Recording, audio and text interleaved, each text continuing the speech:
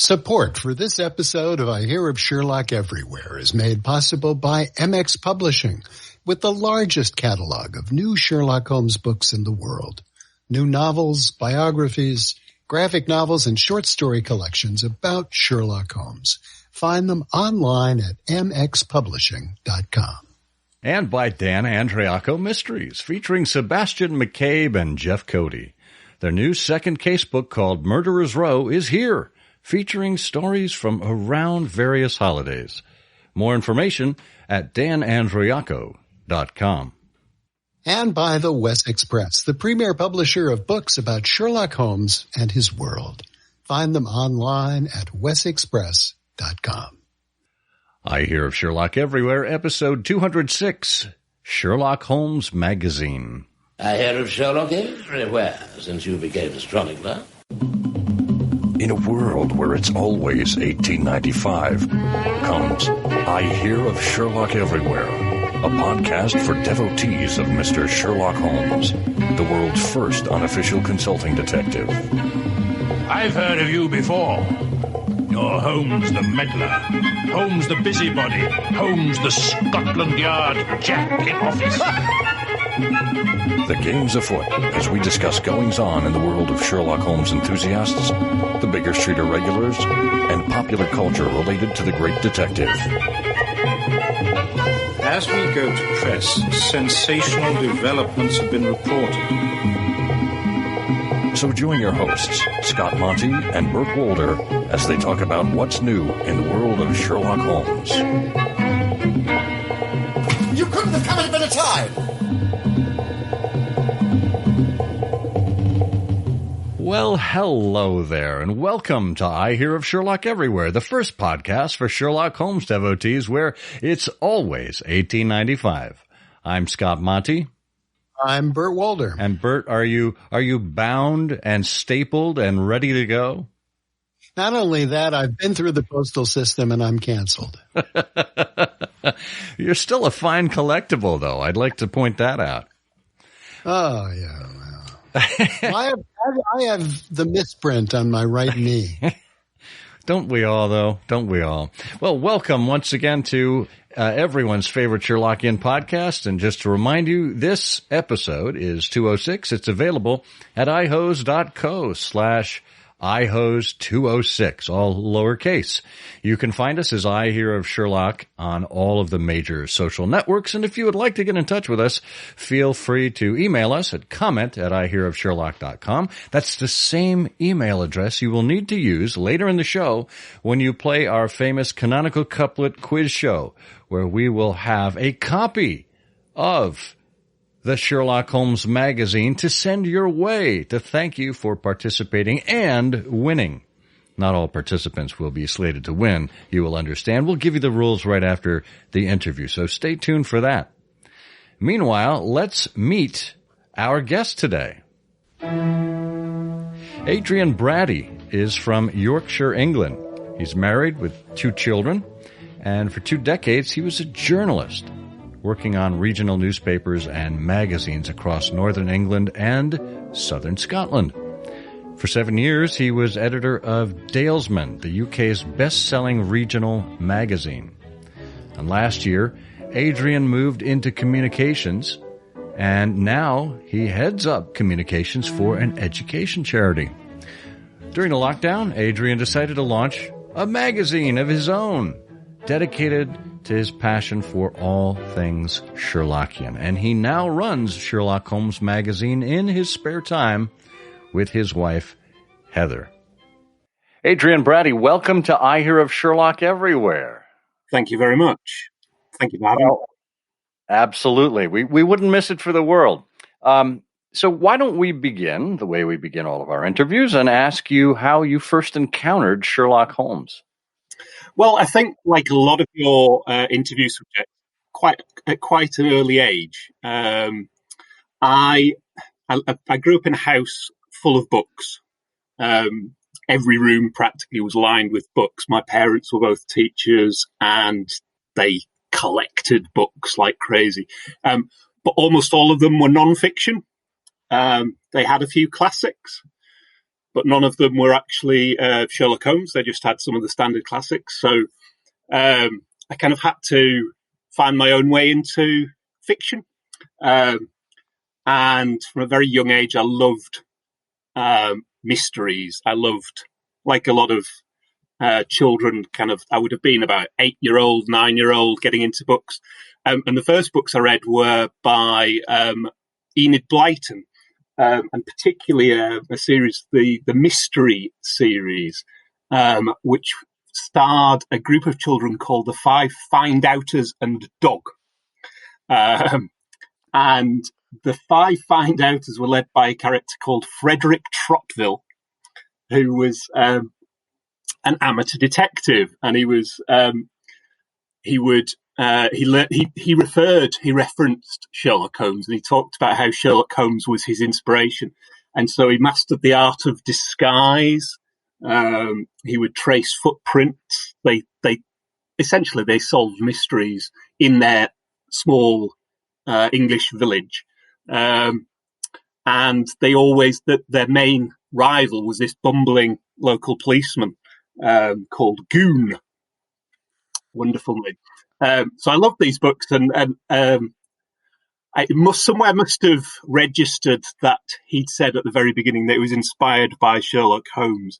And so then one Christmas, and I can't remember exactly when, and I don't know elsewhere in the world if you have such a thing as book tokens as a gift, which is where you essentially, somebody who's possibly struggling to think of what to get you sends you this token, which you can then take to the bookshop and use it to purchase books. So I took this one Christmas. After Christmas, I went to the bookshop. It's a very exciting time because you've got this £10 or whatever it is in your hand that you can spend. And so I'm hunting around for something to read, and I stumbled upon these very thin hardback books, and I think they included Silver Blaze and The Speckled Band and one or two others. I think I may have bought 4. Now, combination of reasons. One, that they looked, it was Sherlock Holmes and I'd heard of the name, and the other reason being they were cheap, and I could get 4 for my money. So I took these home, and I absolutely loved them. I mean, I just absolutely adored them. So that was it. That was the obsession began. And this was sort of mid-'80s. And so, of course, Jeremy Brett was on the television. So it went from there, and the next book I bought was this gigantic paperback edition, which had the full canon in it, including the full-length stories as well as that. So it was a tiny print, huge paperback book, and I used to take that everywhere with me and kind of dip in and out of it, which is the great thing about home stories, is you can just dip in and out. So that's how it all began. That's fantastic. What a wonderful feeling to be able to, as a child, feel like you've been given a treasure, and you need to be very careful about where and how you spend it. What a very canny approach for an adolescent to be able to say, well, how can I get the biggest bang for my pound here? Fantastic. And I think I may have like a couple of paperback versions of the hardcover ones you're talking about there, where it just comes with just a pair of stories in each one. And I think they were maybe $1 over here, so very similar kind of thing. Yeah, it's a great way of doing it, and great. When I think they probably were aimed at a younger audience. Although, as far as I know, I don't still have them. But as far as I know, they weren't abridged. But as everybody says, they can access them really easily at that age. Yeah. Well, so tell me, how did your very literary kind of bookish household, how did that lead you into life? I mean, where did you go with that in terms of school and career and whatnot?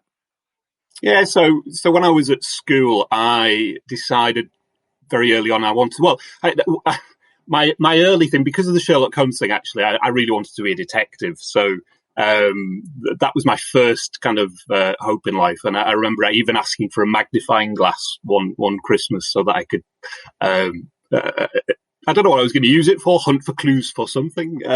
And then I even set up a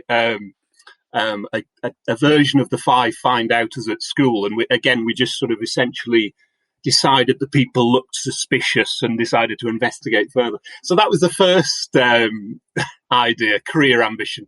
But once I realized that probably wasn't going to happen, I decided I wanted to be a writer. And so I would write my own mystery stories for a while, often very similar to the ones I'd read. So, and then it kind of progressed from that. I decided I probably wasn't a good enough writer to become a novelist. And so I decided I'd have a shot at being a journalist. And I was a fairly shy kid. So quite a lot of teachers said, maybe not for you, you can't do it if you're shy. But I was absolutely determined to do it. And I went so all my way through education, that was what it was in my mind. And then I ended up going to study journalism at university. And that was where I kind of managed to finally, fortunately, overcome the shyness and get around that. So I was able to then, make a good shot of it. So I studied journalism, and then straight from there, at the turn of the millennium, I graduated in '99. I got a job on a local newspaper in Scotland. I'm an Englishman myself, but the first job I could get was in Scotland, in a beautiful part of southern Scotland called Galloway.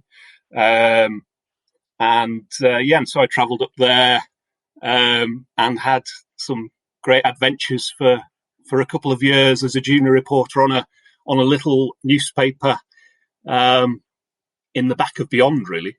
So that was the start into. I did miss out actually before that point. While I was at university, I produced my first magazine. I sort of self-published a magazine, so that was the early stages of what I'm now repeating. I made a little bit of money to see me through university by running a magazine from my bedroom, which kind of took over my life because I usually was only able to work on it outside of term time, but I realised then that I loved just the whole thing about pulling a publication together. So that's how that worked. And but I didn't go into magazines. I looked into magazines at that point, but I decided to go for newspapers. It was a slightly easier area to move into, so I became a newspaper reporter. What was in your college publication? What did you report on? So the magazine that I produced was it was about a very specific computer at the time called the Amstrad PCW, which was a word processor used by writers mostly, and it was dying. PCs were arriving, Windows was killing it. And there was a newsstand magazine at the time, and I happened to get it because I had a PCW. I didn't know a huge amount about it, but I saw an opportunity. This magazine was closing, and there wasn't going to be one. So I thought, I quite fancy running a magazine. There's a subject. So that was how it came about. I was never a big expert on it, but I saw an opportunity to publish a replacement for a magazine I already knew about, and so that was how that came about. It was a strange thing, and I ended up selling. By the end, it was selling 700 copies. But I was doing everything. I was stapling the copies together.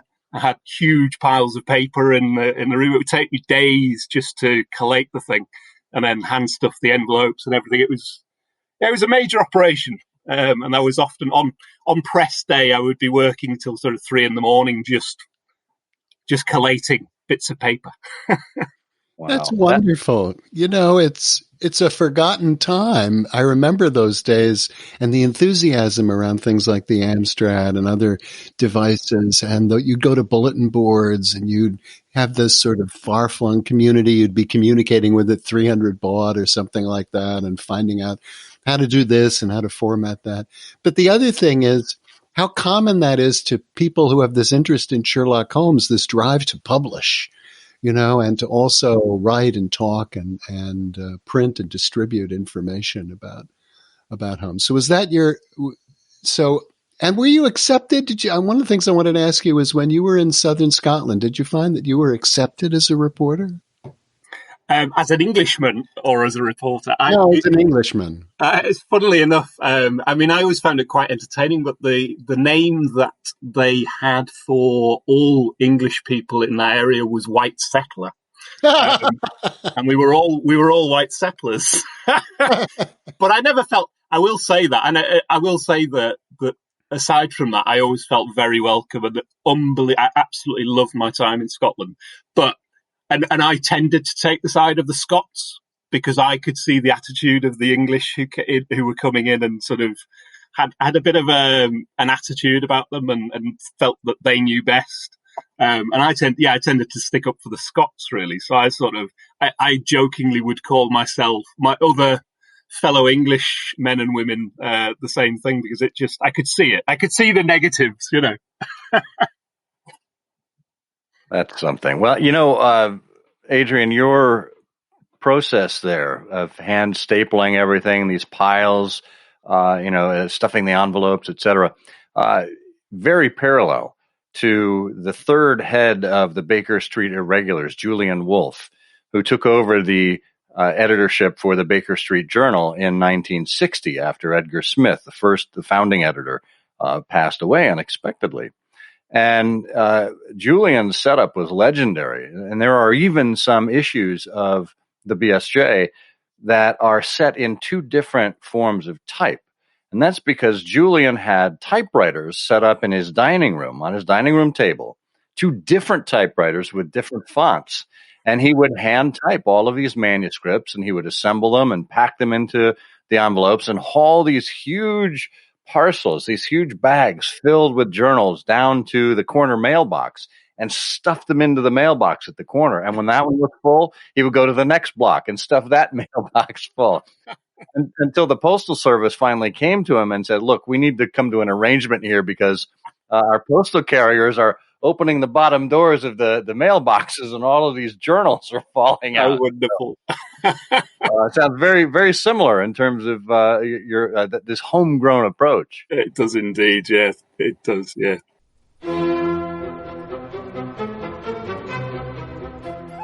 The first Sherlock Holmes parody was probably written in 1896, The Field Bazaar, by Arthur Conan Doyle himself. He knew laughing was good for you.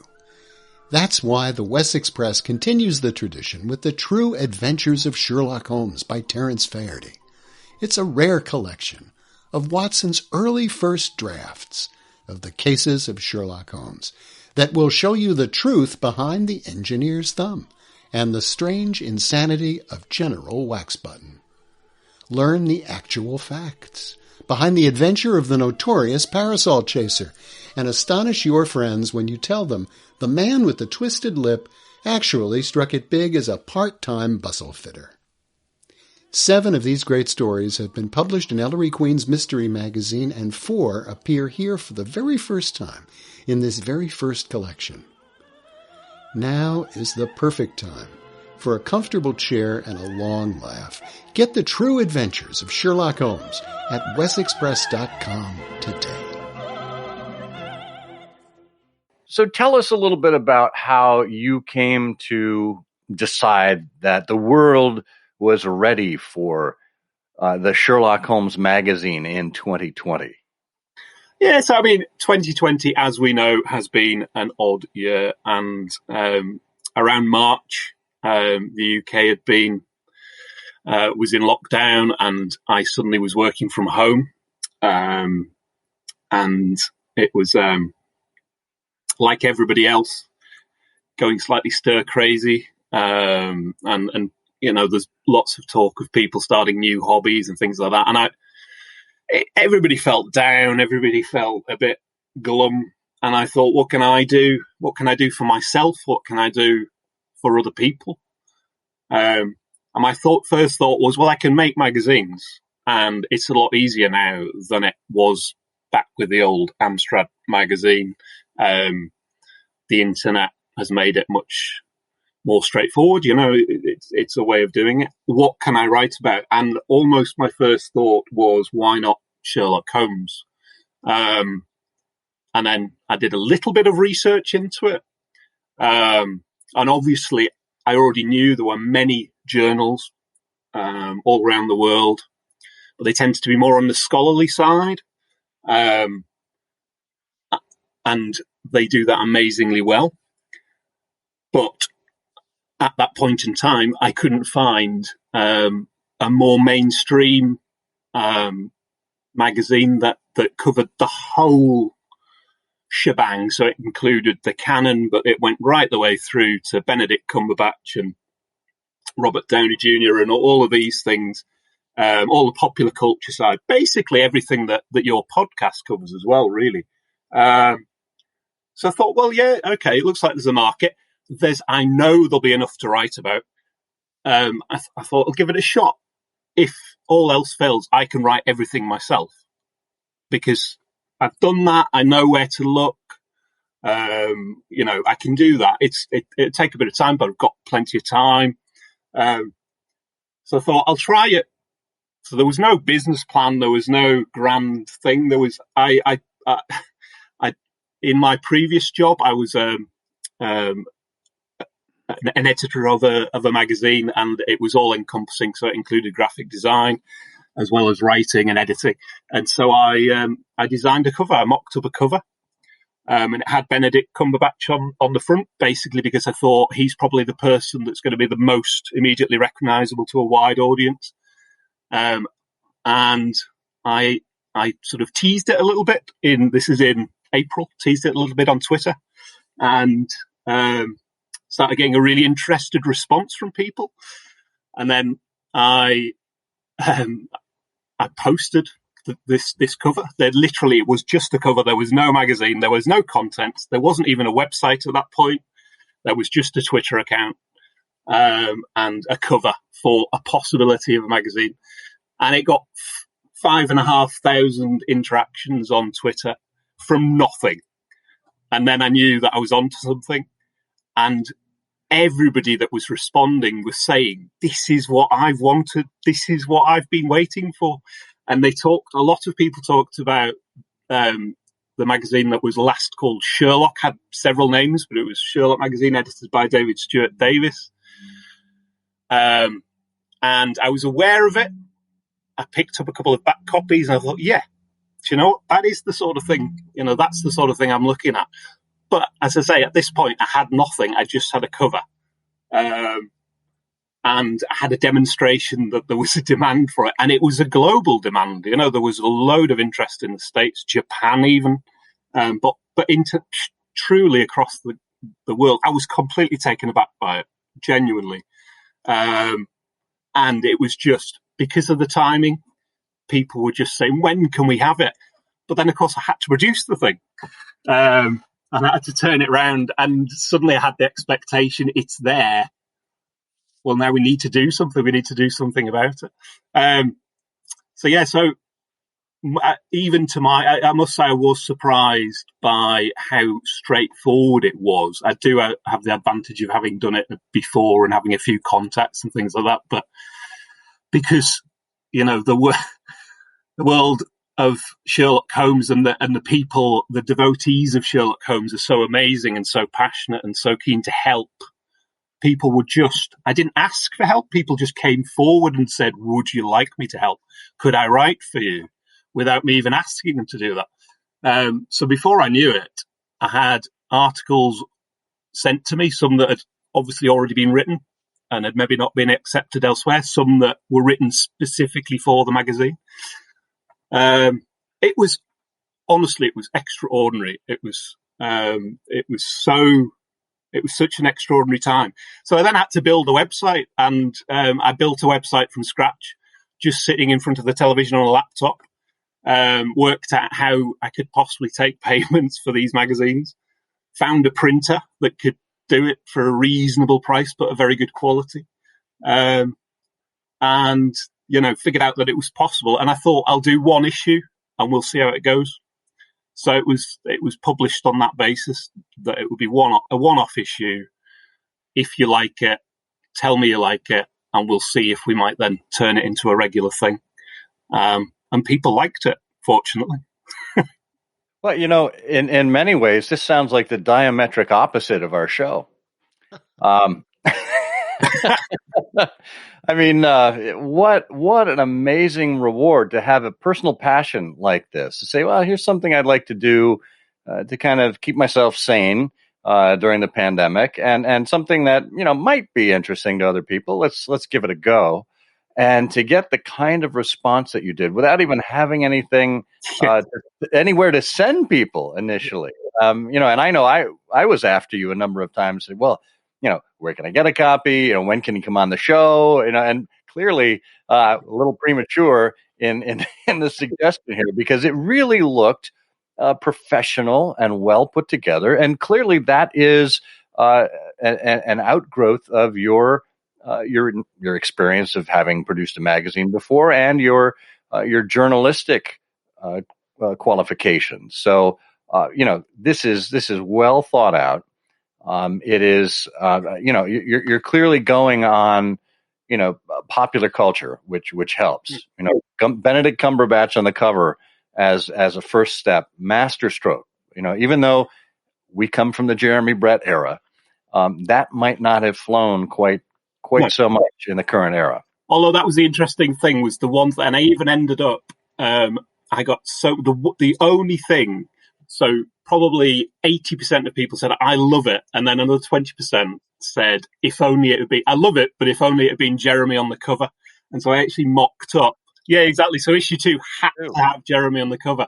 And I even mocked up before there was even an issue 1, I mocked up a cover of how it could look with Jeremy on the cover, just so that people would see that it wasn't going to be all about, because that was the thing that took me slightly by surprise, is how literally people took the cover. So some people assumed, therefore, this magazine is going to be all about BBC Sherlock, because that's what's on issue 1. And of course, you can't have every image of every, the countless Sherlock. So on the back cover of that first one, I got as many of the Sherlocks, of the Holmeses of the past, from film and television on there, just to kind of give the hint that we might be looking further afield than just Benedict. But you're right. I think that image of Benedict did capture the imagination, and I was pleased with it. I thought it was a really strong looking cover,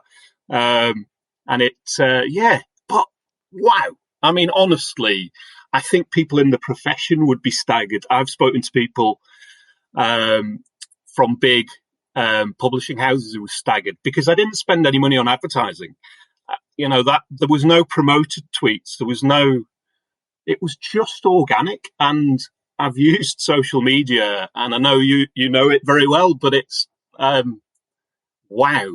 The power of it. And again, that's a new thing, that you could do that, but it just shows the passion that was out there. And it felt like people had been wanting this for so long. People, it's different. As I say, it's different from the journals in that there's a lot more popular culture in there, but I like to try and mix it in a bit. So there tends to be one scholarly article in there in each issue as well. So you've got a bit of that mix, and we do write about the canon, and we get into that. But as I say, there's so many other amazing publications doing that far better than I ever could, with, all these many, many years of experience behind them.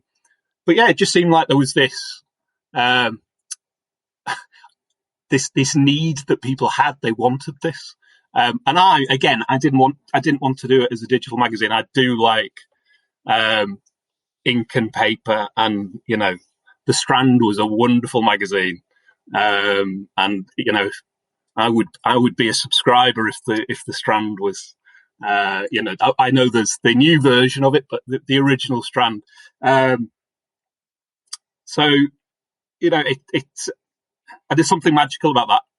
And there's something magical about being able to, and I was laughing when you were saying about the story about posting the magazines through the mailboxes, because I'm not that far away from that.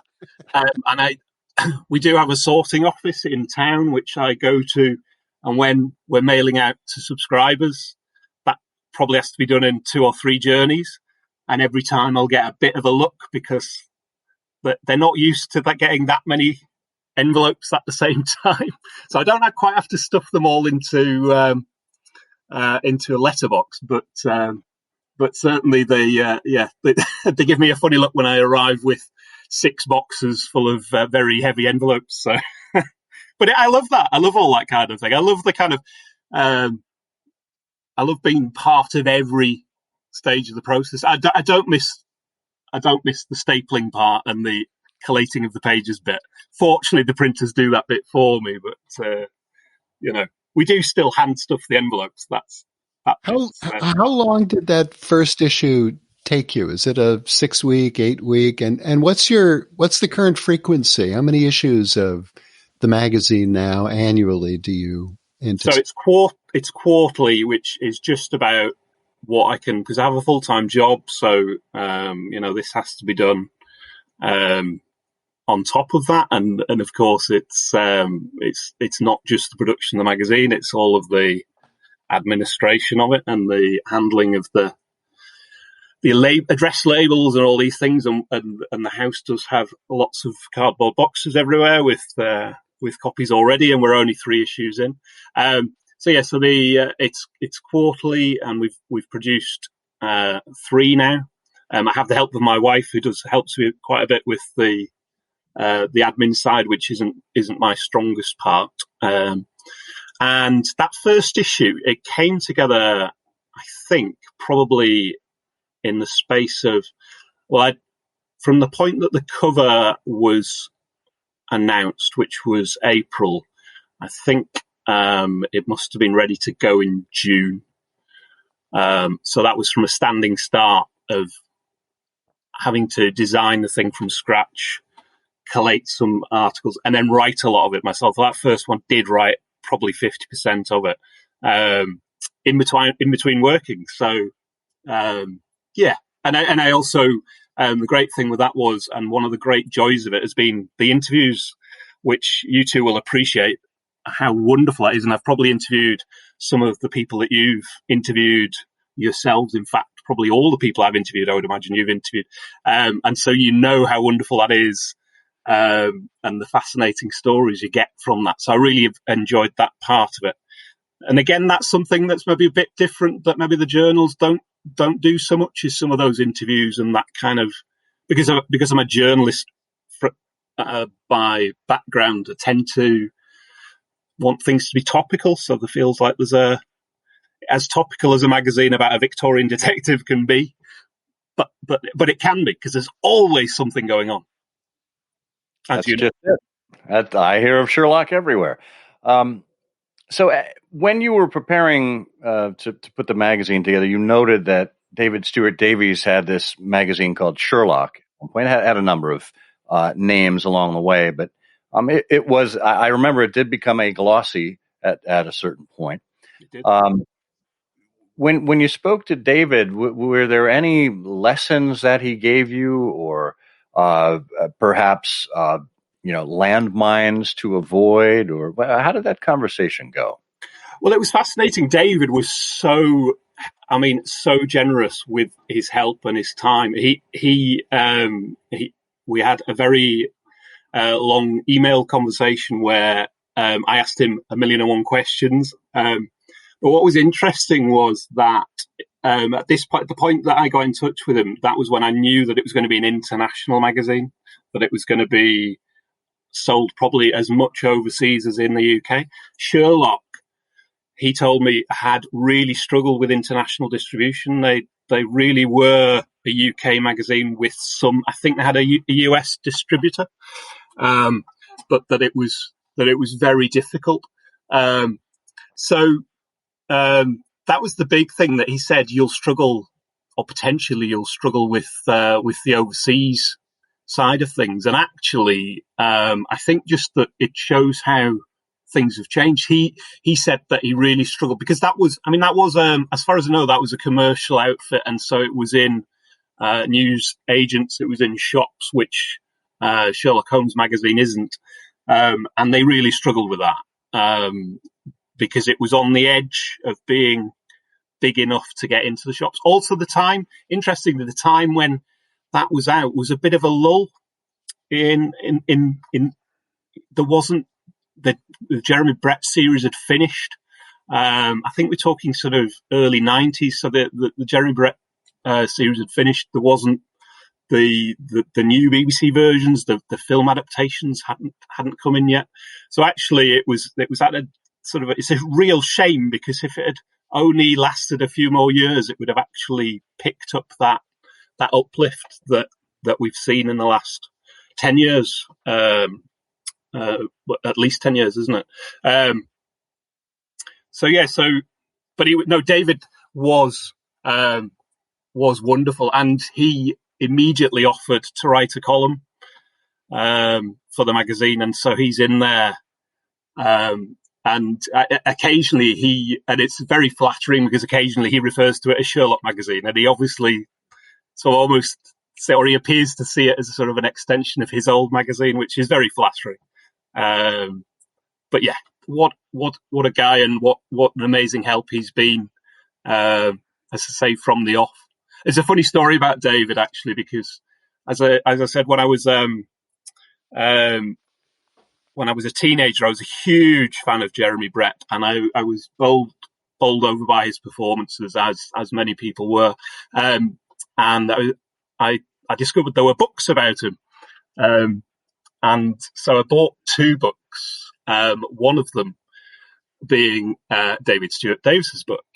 And I was at a function, and I had met this lady, and I got talking to her, and I don't know how it came up, but it turned out that she was really into Sherlock Holmes.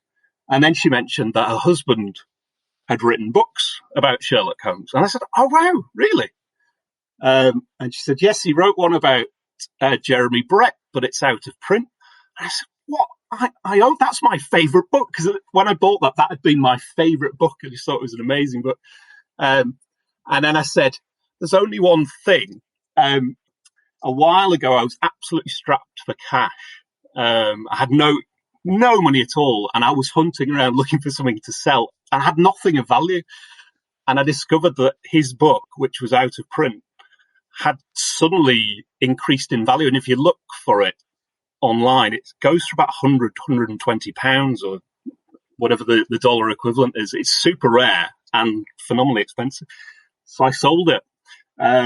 And then regretted it. And I was always, after that, trying to raise the money to buy it back again. So I had to admit to her that I'd sold this book. But this was 10 years before, when I met her. This was 10 years before. And it was only when I'd completely forgotten about this conversation. It was only when I was talking to David about this magazine, I was like, "I've just remembered I met your wife and admitted to it." And he remembered the story because she'd have gone home and said, "This chap bought your book and then sold it."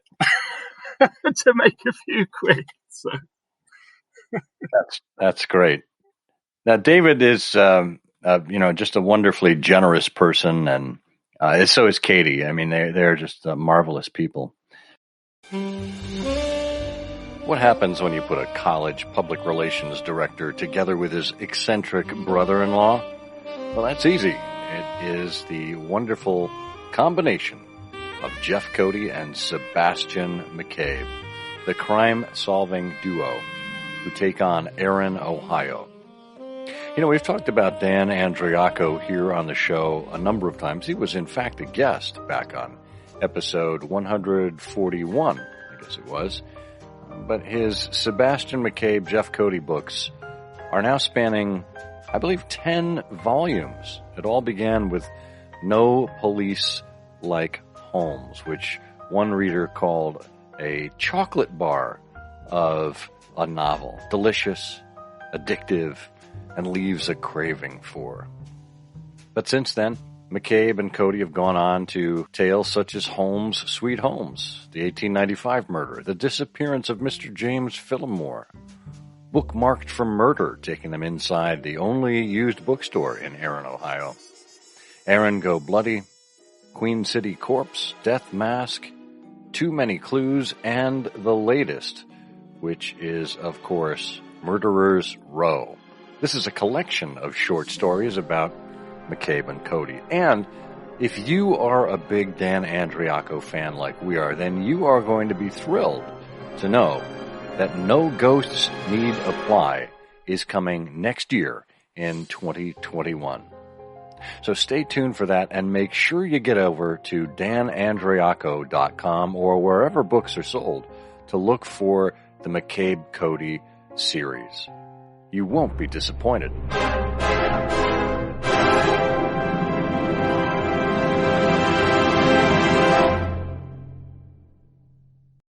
Can you talk a little bit about your vision for the magazine moving forward? I mean, you've had a couple of good issues under your belt. You're working on the third now. You've had lots of contributions come in, but where do you see this going? Are you looking for a more regular columns or a particular angle, or is it more of kind of a free flow and you'll take whatever news you can get as it serves? Yeah, I've always felt with these things that I tend to not plan ahead too much. I feel that restricts a little bit. So, as I say, I like things to have a topical feel and have that journalistic instinct. So, quite often I'll be open to changing things at the last minute if an opportunity comes along. So, like in issue 3, we got the interview with the star of the new Russian Sherlock Holmes TV series, and it was so late I literally had to hold the presses for that one because, believe it or not, they employed a translator to translate the interview for me. I sent them questions.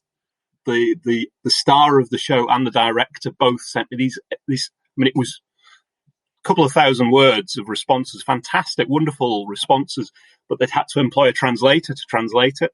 And so we went, and it took him a week to do. And in the meantime, we were holding back. So I like that. I like that sense of not quite knowing what's going to be in the next one. But obviously, there's an element of planning. So things like anniversaries, if there's a new book coming out. So we've already been able to publish extracts from books, which is a topical thing, but a great way to get high quality content.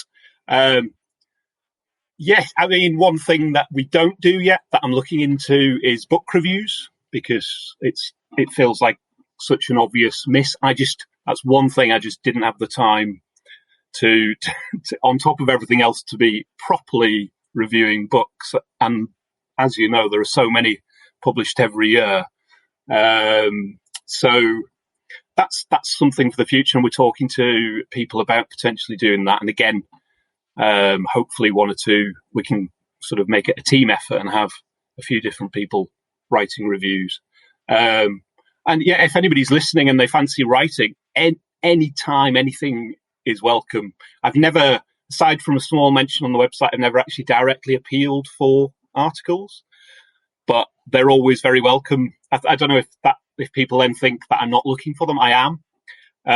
It's just that at the moment there's space for them, but I know, talking to editors of one or two of the journals, that they have years and years worth of material they can't use yet, and they have to tell people that yes, we'll use it, but in 2027.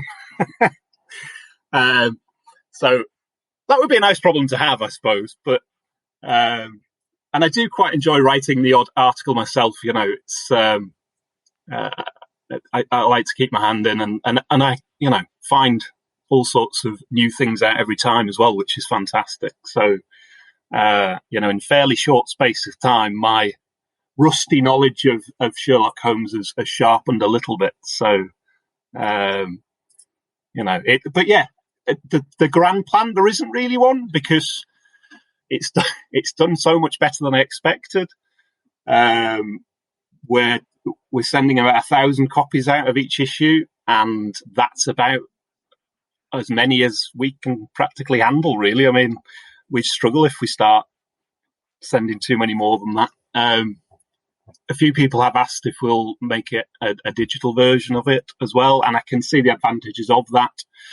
I'm just not that big a fan of them. I don't enjoy reading a magazine that way myself, and I think probably because of the strand and things like that, that I just like the romance of that. And I like the romance of the fact that it flies out all over the world and goes to, Brazil and Vietnam and Thailand and all these extraordinary, wonderful places, and this little bit of Yorkshire, England, is going out to them. So,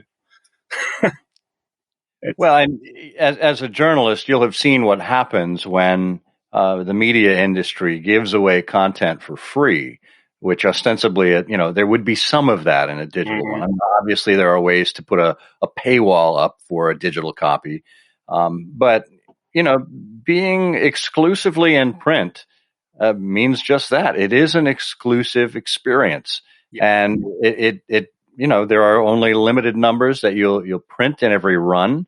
I can't see what's going to happen 10 years down the road if people want to get into the archives, if there will be reprints. There are always those opportunities, but for now, it's to belong to this exclusive club, as it were, to be on the inside, to have the knowledge that only a handful of other Sherlockians worldwide will have. There's something special to that.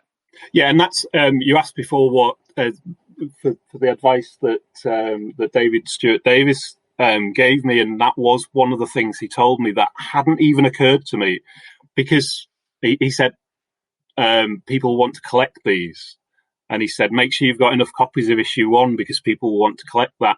And I've just last week finally decided to do a third print run of issue 1, because we sold out of the first print run. We then sold out of the second print run. And there are still many people asking for copies of it. And I think people, and that hadn't occurred to me, but people have specifically said, I will subscribe once I know I can get all of them, because they want the full set. They want the collection. And also there was, I had a contact from a retailer in America who wanted to distribute in his outlet. And it was at the point where I just about sold out of issue 1. And I said, well, you could have issue 2. And he said, no, because my customers, I know my customers will want issue 1. If they see issue 2, they'll say, where's issue 1? And that hadn't occurred to me at all, I must admit. So yes, you're absolutely right. It's that. So we've reluctantly, in some respects, because there's already enough boxes, but we've had a third print run of issue 1. So it'll be interesting to see if that then has a knock-on effect on issues 2 and 3 as well. Well, maybe your wife one day will run into someone who's had to sell their issue 1 and get a little cash inside. Yeah, well, I already spotted somebody had sold it at double the price on eBay, copy of issue 1. So it's already becoming a collector's edition, which was quite amusing. Now you're onto something. Yeah. Christmas is in the air. Can you feel it? You certainly can over at MX Publishing, where you can get The Night Before Christmas at 221B by Joseph and Lydia Speck. It's Christmas Eve at 221B Baker Street, and the presents are missing from under the tree. What is one to do? Well, you can join Sherlock and Dr. Watson in this charming retelling of the classic holiday poem, A Visit from St. Nicholas. It is certainly Sherlock Holmes' most delightful adventure ever. It's written in the traditional rhymed and metered style of the original by Clement Moore, and it's a treasure for readers of all ages. Photographed in one of the finest recreations of Holmes's lodgings, 221B Baker Street, located at Baker Street West in Jackson, California. The story is wonderfully brought to life in a museum-quality Victorian setting. Accompany Sherlock Holmes and Dr. Watson in this timeless Christmas adventure, The Night Before Christmas at 221B. Find it along with many other books at mxpublishing.com. Compliments of the season.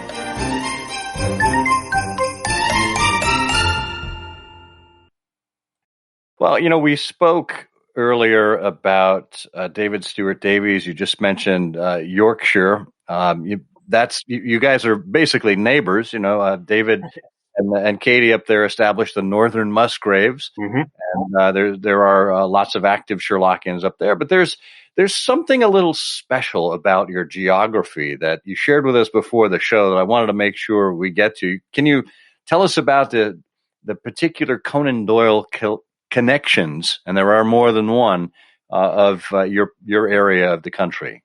That's right. I'm in the Yorkshire Dales, which is anybody overseas who fancies coming to England. It's not often on the tourist trail, but it really should be. It's just a spectacular part of the world. And Conan Doyle obviously thought that.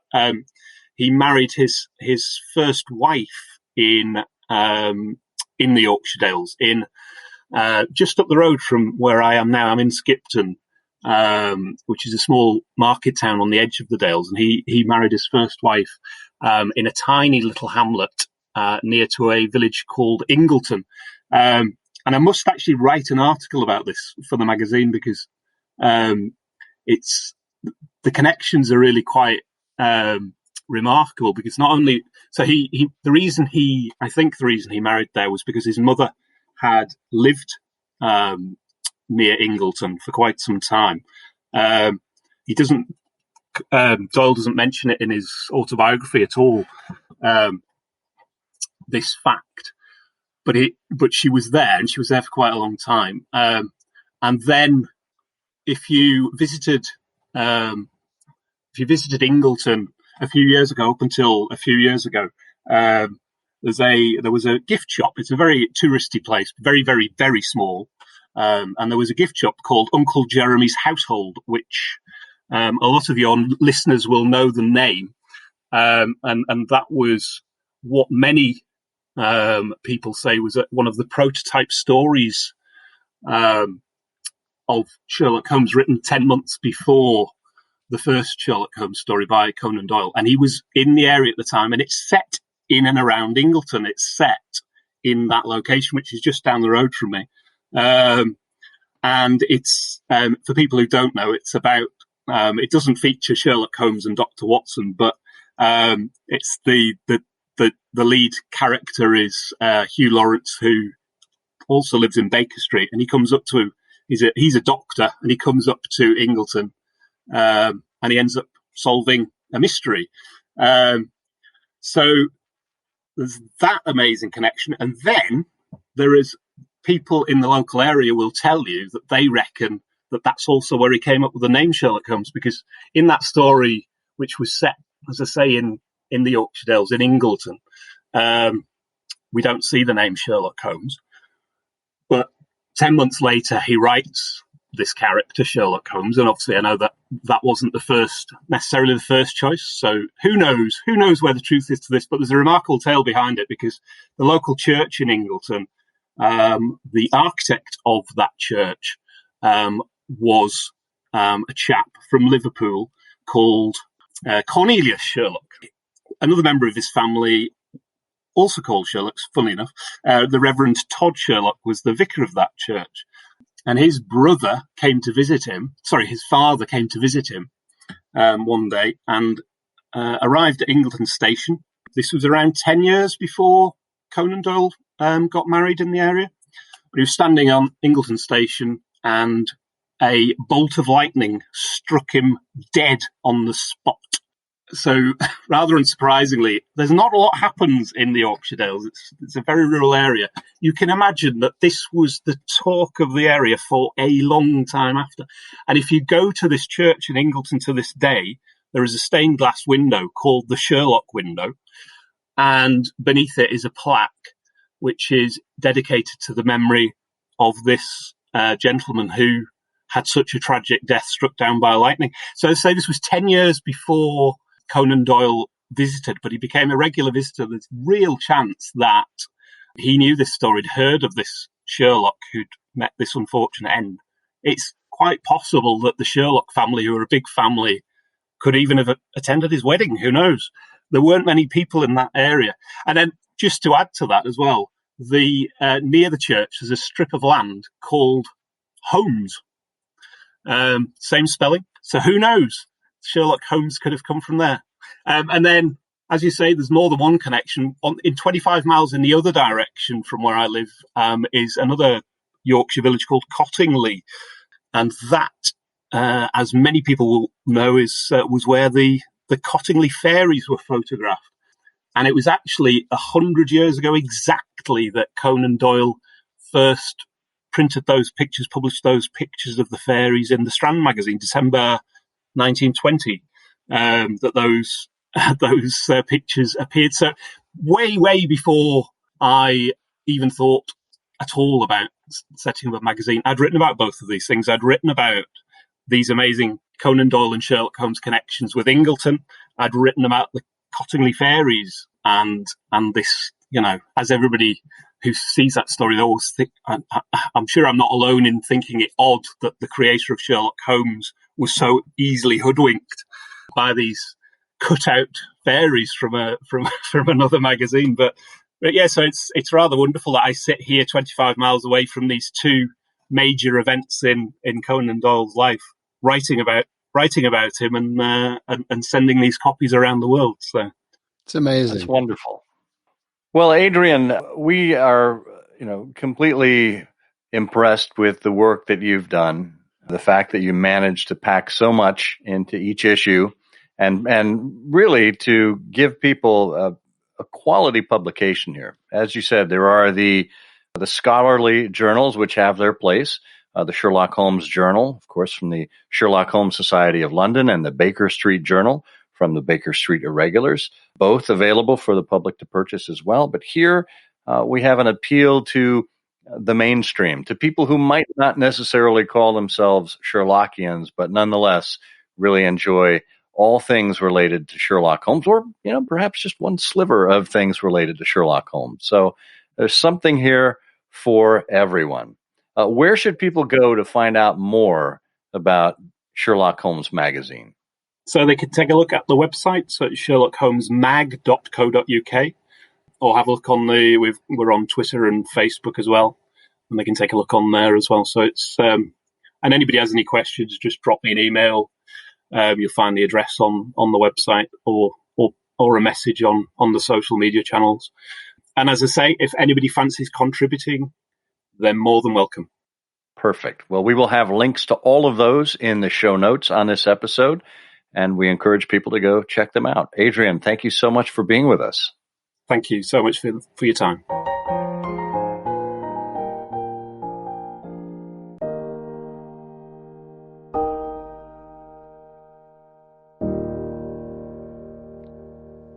I think there are three things that occur to me that I took away from the conversation with Adrian. One is support.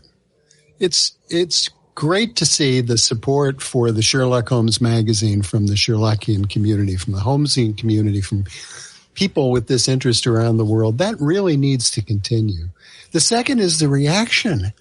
Who would have thought that in 2020, a print magazine would get such an enthusiastic, immediate response? And then last, the talent. I mean, it's not putting together a magazine, a professional magazine, requires a set of skills. It requires a set of commitment, the ability to write, the ability to design, but also the enthusiasm. And I just find it very encouraging, the whole story about Sherlock Holmes Magazine. Yeah, I do too. I think, to your point there about who would think that a print magazine would work in this day and age, I think Adrian's carved out a really nice niche here. And the exclusivity factor, as we mentioned during the interview, works. And look, let's face it, who doesn't enjoy, when you're in lockdown, waiting for the mail to show up? and running out to the post box or to the front door where it goes through the slot.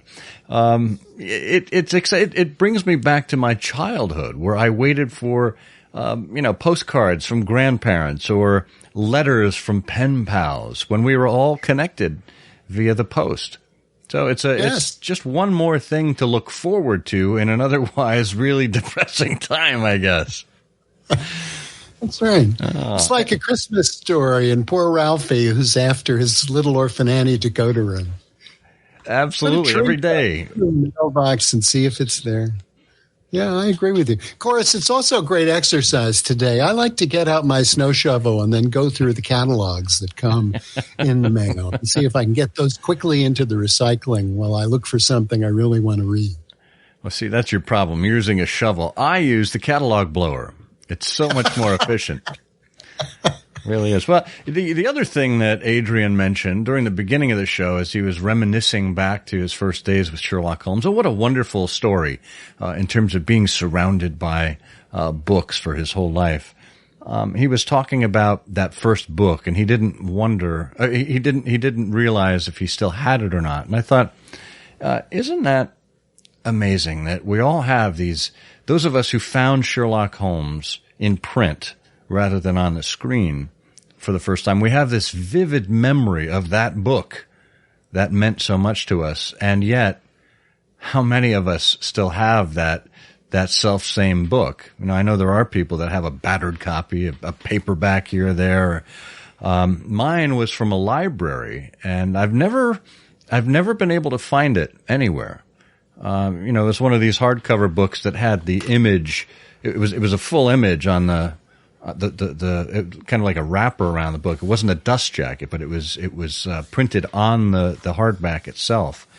And I've never come across it ever again. I look on eBay. I don't even know who the publisher was, so it's really difficult to nail it down. But to me, I can still see that image in my mind of that first book, and it's something that will always be with me. Was that from a school library or a public library? It was a public library. I'm trying to think. The stories were not abridged, and I'm trying to think whether it was in the children's section or not. I can't recall, but I do remember the cover. What was the cover? It was Holmes in the brown Inverness and deerstalker, very stereotypical. Kind of a foggy background with Watson standing behind him. He had a red cravat tied around his neck, the pipe, of course, in his hand, and I think he had the magnifying glass. And, the book was maybe, about 1.5 inches, 2 inches thick. And it had the first 2 novels and I think the adventures and memoirs in it. And that was it. So we'll see. We'll see if I can ever find it again. Well, you have found the right place, and that is Canonical Couplets. That's right, it's everyone's favorite Sherlockian quiz show, where we give you 2 lines of poetry, and you give us your best guess at what the title was. And if you recall, the last time we were here, we gave you this clue. Watson, down for breakfast, had no idea at all he'd soon be off to Paddington to answer Sherlock's call. Bert, do you know the name of the Sherlock Holmes story we're identifying with this couplet? Oh, yes. One of the most unique cases of Sherlock Holmes. It's the strange case of the pretentious fop in a very bad part of London who got the flu. That's the case Watson called the Coxcomb Alley misery. So close, and yet not so close at all. No, actually, very, very far away. I'm going to turn it over to our pal, Eric Deckers, who has once again given a guess that is, well, shall I say it, Walderian in its daring and creativity. He said it's about the time that Sherlock Holmes was paralyzed by indecision when trying to choose which of the 31 flavors of ice cream he wanted. It's the Baskin-Robbins mystery. Oh, Eric was much closer than you while still being far off. Eric is circling around and yet circling the drain. No, the answer we were looking for this time was the Boscombe Valley Mystery. Yes, Boscombe Valley Mystery, right? See how that works?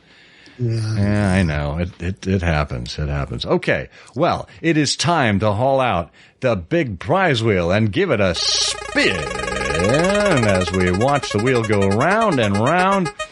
And it stops on number 33. Number 33. Thank you very much. And that is, it's Ed Freer. Ed, congratulations. We will be sending you a piece of Sherlockian goodness. I believe we're going to get you a copy of that Sherlock Holmes game, if I recall correctly, because we interviewed Dave Neal last episode, so stay tuned for that. And now, if you'd like a chance to win a copy of Sherlock Holmes Magazine, now is your chance, because here is this episode's Canonical Couplet. The oldest inspector and the very youngest constable would shake Holmes's hand for finding those responsible. If you know which Sherlock Holmes story this corresponds to, put it in an email addressed to comment@ihearofsherlock.com. Send it with Canonical Couplet in the title, and if we choose you at random from all of the correct entrants, you will win a copy of the magazine. Good luck. Well, Bert, I think it's also important for us to note that as Adrian told us in the interview, occasionally he sees fit to be able to reprint certain issues of the magazine, and he has in fact received more of the reprints, the third reprint of issue 1. So all of the initial copies are available if you would like to go back and start collecting the Sherlock Holmes magazine from number 1. So get on that and head over to sherlockholmesmagazine.co.uk.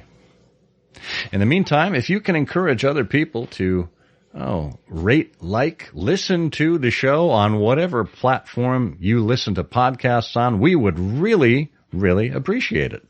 And I guess this is the last time we're going to talk to you before we hit Christmas. So compliments of the season to you all. Whether you're celebrating Hanukkah right now, whether you're about to celebrate Festivus, or whether Christmas is your thing. Or if you're an atheist and you just enjoy good food and drink over the holidays while everyone else is off, have a grand time, and thank you for being here. In the meantime, I'm the celebratory Scott Monty. And I'm the almost inebriated Bert Wolf. Well, get on that, will you? And together we say... The game's afoot. The game's afoot. You know, I'm afraid that in the pleasure of this conversation, I'm neglecting business of importance, which awaits me elsewhere. Thank you for listening. Please be sure to join us again for the next episode of I Hear of Sherlock Everywhere, the first podcast dedicated to Sherlock Holmes.